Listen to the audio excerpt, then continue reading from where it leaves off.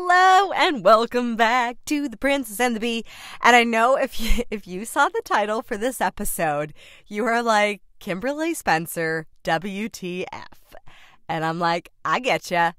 Let's take a moment of gratitude for you having the courage and the audacity to listen to this episode, because I am very, very excited to share this with you.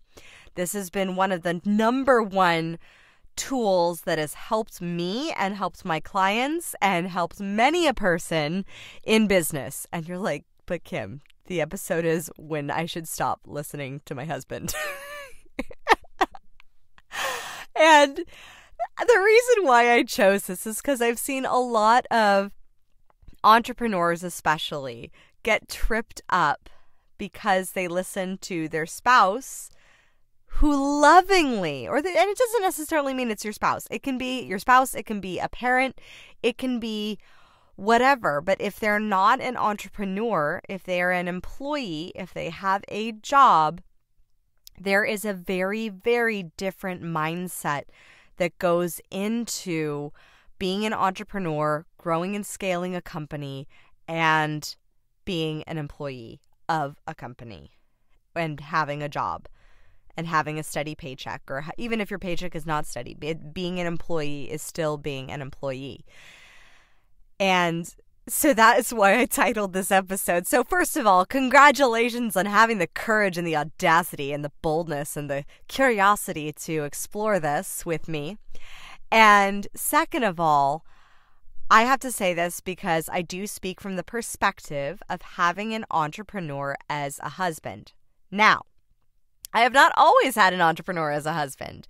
As many of you know, I had pulled a Britney way back when I was 22, 23, something like that. And I ran off with a Navy man. And it was very romantic and tumultuous and, relationships in your 20s. And so I ran off and eloped and got married, and I was married. Yes, but it was only for like 9 months. And it was 9 months of really understanding the difference of how people are raised. So if you're in the military, first of all, let me just say I fully respect you.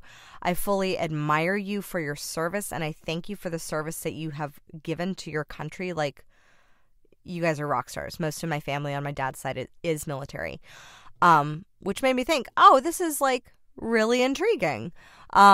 Because I have always, my parents are entrepreneurs. I have grown up with entrepreneurs, and I never really saw a different perspective of the perspective of a job, of the different perceptions of doing what it takes. Like a lot of times, and this was something that I'm very grateful to my first marriage for showing me the difference, because it was a societal wake-up call for myself. Because it's a problem that I've seen that has impeded many entrepreneurs from going to the next level, because they're taking advice from somebody who has not done or is not doing what they want to do. And I'm not saying that your husband has to be an entrepreneur. I'm just saying watch the advice that you accept for your business. Because when I was 22 and in my first marriage, I was doing both freelance writing, which is, as you know, it's freelance. And so it's not a steady paycheck. I have never had okay, fine. Scratch that. For 2 months, I worked as an employee in a smoothie shop, and I hated it. Like, hated it. Not to say that being an employee in a smoothie shop is any sort of bad or good or thing. It's just, it wasn't for me. I dreamed bigger dreams than picking at ice and filling people's smoothies all day. I did get to meet some very lovely people. I met Glenn Ballard, which was really cool. At the same time, like, I have never operated with getting a steady paycheck. I have never had that. Like, even when I was an employee back in 2015 for a company, I was technically an employee. I still didn't have a set amount of hours that I quote unquote had to work. Like, didn't have a 6-hour work day or 8-hour work day. If I didn't have clients, I wasn't getting paid. So there is that, and that is the thing that comes with being an employee. I know with some service-based entrepreneurs, you can, like massage therapists, you can go work in a place and you may or may not get paid for those hours that you don't have clients if you are there, depending upon the work situation. Starbucks with a broken straw. If you heard that slurp, I'm not getting all slurpy. But it was a wake-up call in my first marriage of recognizing not everybody thinks in the way that I do. Like, I have grown up in a background of watching my parents go from broke as a joke, like could not afford, like my clothes were all Kmart, to owning and operating a multi-million-dollar business, and doing that with my dad being an addict the whole time. Like, that's pretty phenomenal, what he was able to accomplish and what he and my mom have been able to do. At the same time, I watched the hustle. I watched how they would go out, and if there was no work coming in, like, we weren't going to the smokehouse for brunch. Like, if they had a slow week, we weren't going out to nice restaurants. Like, if they had and that was my whole childhood growing up. So I saw the value of doing the work. I saw the value of the hustle. I saw my mom, to this day, she still thrives on being busy. She thrives on, and now I'm not saying that busy is always being effective, but she still thrives in doing the work, because it's that entrepreneur, go get 'em. You do the work, you put the work out there, you reap the results. Like, when you have a job, you go to your job and you get paid for the work that you do. And yes, you can climb the corporate ladder, and yes, you can climb the ranks as my ex was doing, but it's still a job. And when the work is over, when the job is done, more than likely the job is done. Like, you're not taking it home with you. Well, it was very interesting in that relationship where he would see me. We never lived together, but and for various reasons, because I married him right before he deployed. So we never lived together. And then by the time he came back, I was like, no, this is not going to work out. But we were together for about 9 months. And so when we were dating, even, he was surprised that I would still be working. Like, I would still be answering emails. I would still be going at 10 o'clock at night to drop off a draft of a screenplay that I had just written to my producers. Like, he was surprised that I would be, replying to my clients' text to book the next day. And like, didn't necessarily, if a client canceled, like I had a 6 a.m. opening, I would try to fill that. So it was, and it was such an interesting perspective for me, because I had never seen anyone not see the hustle. Because as much as you can do, I'm not about busy hustle. I'm not about doing the nonsense work, but the needle moving work, the stuff that financially moves you forward, the stuff that's also not only financially but purpose fueled work, the stuff that leads you more in the direction of your purpose. Like, that stuff, those are the needle moving things. And those are the things, those are the things that there is hustle. There is discipline. It's not necessarily hustle all the time, all day, all night, gotta get, make my money. Like, it is aligned hustle. It is full alignment in saying, this is a goal that I'm going for. It means so much to me to go for this and to serve in this way and to help. Like, I want to fill that 6 a.m. spot. I want to fill that last coaching spot that I have. I want to fill that program. I want to respond to these people because I know that I'm being of service to them. I want to put that screenplay out into the world because I want that story to be of service to the people who watch it. Like, it is coming from that place of alignment and hustle. But if you're married to somebody, or if you come from a family who are traditional employees, that is not necessarily the mindset that they're operating in. That is not necessarily the mindset that they are shifting. And so when you talk about scaling, when you talk about growing your business, I highly recommend you find people that are doing the thing that you want to be doing. That is why I have mentors. That is why I have friendships and masterminds with other people who are doing the same thing. Like, I don't talk, like, I have friends who are not entrepreneurs. I don't talk about business with them because they don't come from that place of experiential advice. And I will take somebody's experience over their book knowledge any day. Because when you've been in the trenches, when you understand what it's like, it's the experience. You can conceptualize about growing a business. You can conceptualize about business theory and entrepreneurship theory, and you can talk about it all day long. But unless you're doing the work and putting into practice and have that experiential learning, then is that a person that you should talk to? It's like it's the same as if you were married and you're going to your single girlfriends for advice on how to improve your marriage.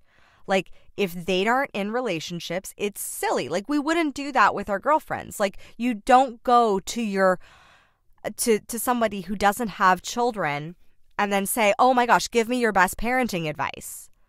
They'll give you the advice that they maybe learned or saw from their parents, but that's not necessarily them being in the trenches of knowing what it's like to wake up at 4 a.m. with a screaming baby who just cannot go to sleep for another 2 hours. And it doesn't come from having the experience of having to leave your home for a quick meeting and have your child scream for you right before you leave, and the heartstrings of what that takes to be able to say, this meeting right now is more important than these needs at this moment. Now, obviously, if my child was hurting in some way, but he was just hurting on an emotional level. But so often we do a different dance when it comes to our own businesses, where we look to other people. And this is the number one thing that I see solopreneurs get tripped up on, is they get advice from their mom or their spouse or their brother or sister or their best friend on how to run a business, when their mom or their spouse or their best friend is not running a business, where they're not going after and where they're not building the systems, where they're not organizing a team, where they're not scaling, where they're not doing that work, that experiential work. So the thing that I ask you is, who are you seeking advice from? Who are you seeking counsel from? Like, I seek counsel from my mom because she's a mompreneur. Like, I have grown up with a mompreneur. Like, I seek counsel from my coach because my coach is an entrepreneur. I seek counsel from people who are who are in the entrepreneurial hustle, who are in the entrepreneur game, because they're in the same game. And ideally, I seek it from people that are doing better than me, because I want to get to where they are. Look at who you are seeking counsel from. Like, my husband is also an entrepreneur, my forever husband, Spike. He is an entrepreneur. I seek counsel from him. He sees me day in and day out in my business, and I see him day in and day out in his businesses. So we are able to share those ideas and counsel each other from that perspective of understanding and seeing where, and understanding and appreciating the work that's going into it. Sometimes the people that we seek advice from, while they have our best interests at heart, they also just don't want to see us hurt. And so that's why sometimes if you're going for your dream, if you're going for your big purpose, if you're going for your big goal, yes, I say tell everyone, like share your dream from the top of the rooftops. And also don't invite the people to the top of the rooftops to have counsel with you on how to build your dream if they are not actively doing the same themselves. If they are comfortable staying in their steady job with their steady paycheck, then those are not the people to seek counsel from. Find other mentors, find other coaches, find other masterminds, find other people that are doing the thing that you want to do, and then go after that with full gusto. So, if this episode resonated with you, and if you are a badass leader who wants to step into their power and who may not be in the space to jump into private coaching at this moment, especially if you're in the beginning stages of your business, then I invite you to join me inside the Princess Process. The Princess Process is a month-to-month membership. It is my lowest cost membership, and it is the easiest way with no commitment and no high fees to work with me.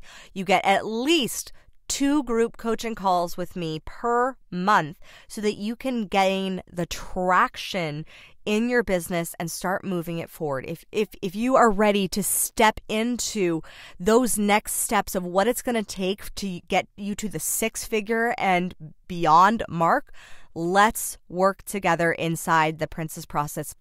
Let's dive in. Let's build your entrepreneur mindset. Let's build your skill set and enhance it and refine it so that you are operating in the right role as the leader of your business. And that's one of the number one problems that I see with my entrepreneur clients is they're operating in the wrong role, or they're doing all the roles, and many of those roles are not the best at.